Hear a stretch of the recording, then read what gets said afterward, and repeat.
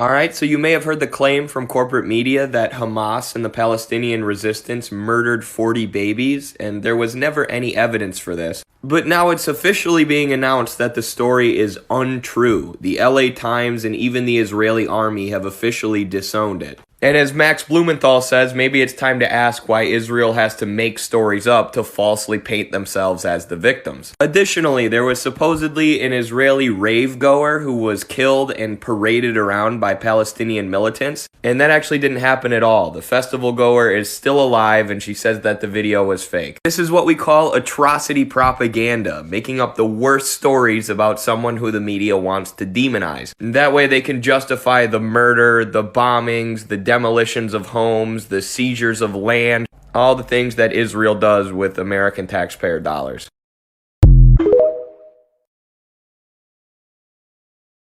This is one of the most gruesome updates I've ever had to give, but the world needs to wake up and needs to see this. The bodies of 40 babies and toddlers were just found in just one of the communities that were slaughtered by Hamas.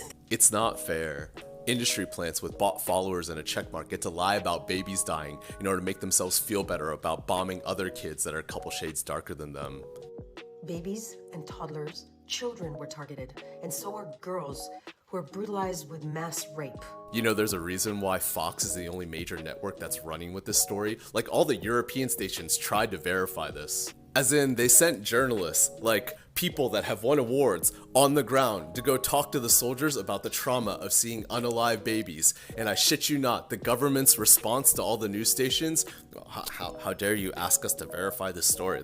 That's disrespectful to the dead and our soldiers. Like, I just take a step back. The irony of a government lying about another group of people doing something that they've been doing for the last decade, and then blaming this third group of people for it and bombing them, not even bombing the people that they're making up the story about. That's how ridiculous all of this is.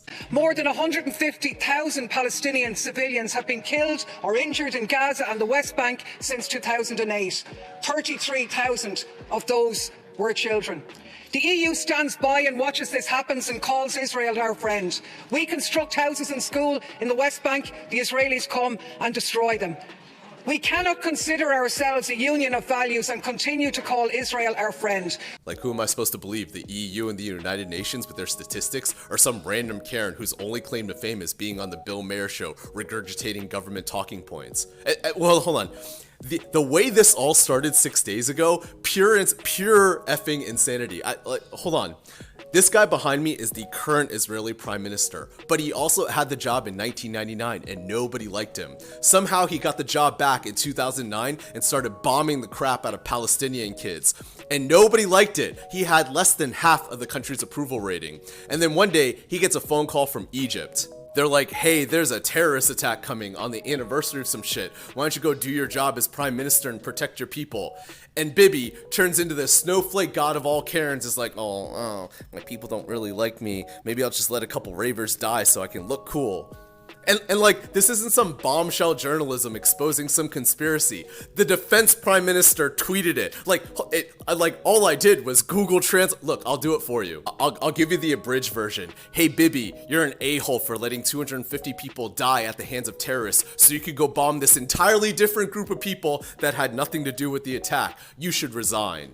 Coming from Hamas's armed wing, a spokesman there has warned residents in Ashkelon, that is a town inside Israel, that they have until 5 p.m. today to leave. So Hamas have issued a warning on the television. Nobody is defending Hamas or terrorists on this page, by the way. They're brutal people using tactics meant to instill fear. But there are three sides to the Palestinian-Israeli conflict. You got the terrorist side, for whatever reason, decide to warn the civilians in Ashkelon. Then you got the Palestinians, and forget the whole apartheid state. They are currently getting bombed for something that the terrorists did, right?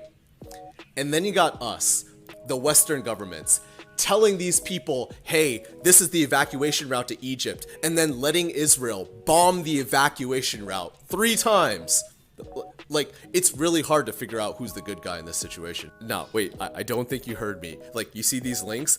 This is like the New York Times for Israel.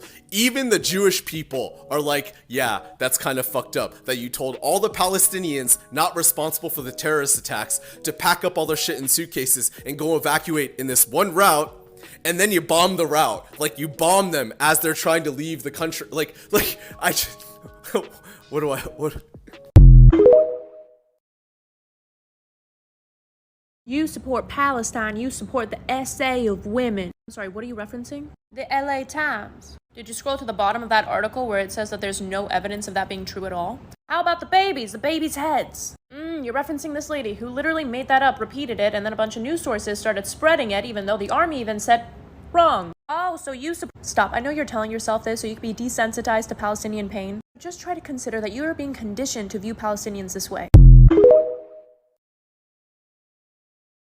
Hamas is beheading babies. That is a fake story designed to elicit the response you're giving it now. Write out the CIA playbook and you are falling for it. Even the Israeli Defense Forces, which originated the claim, had to walk it back. But why would they lie about that? So they can, with impunity, say and do things like this. We have ordered a complete siege on the Gaza Strip. There will be no electricity, no food, no fuel. Everything is closed. We are fighting human animals, and we will act accordingly. But Hamas women. There's no proof of that either. At some point, you have to begin to ask yourself, how credible is the information that I'm receiving from Fox News and other mainstream media outlets? This is right out the CIA playbook. You have to remember that in addition to being an actual war, this is a war of information, and one side controls the narrative completely. The apartheid regime of the Israeli government, which controls all the mass media outlets and is funded and backed by the United States government, the only imperial terrorist superpower in the world. All this stuff is right out the CIA playbook. For instance, here's former CIA agent John Stockwell talking about the CIA disinformation campaign that was conducted over the entire globe. And we pumped just dozens of stories about Cuban atrocities, Cuban rapists. These were fake photos? Oh, absolutely. We didn't know of one single atrocity committed by the Cubans. It was pure, raw, false propaganda to create an illusion of communists, eating babies for breakfast and that sort of totally false propaganda. The strategy is pretty clear. When you want to sanction state terror and violence, just invoke dead babies.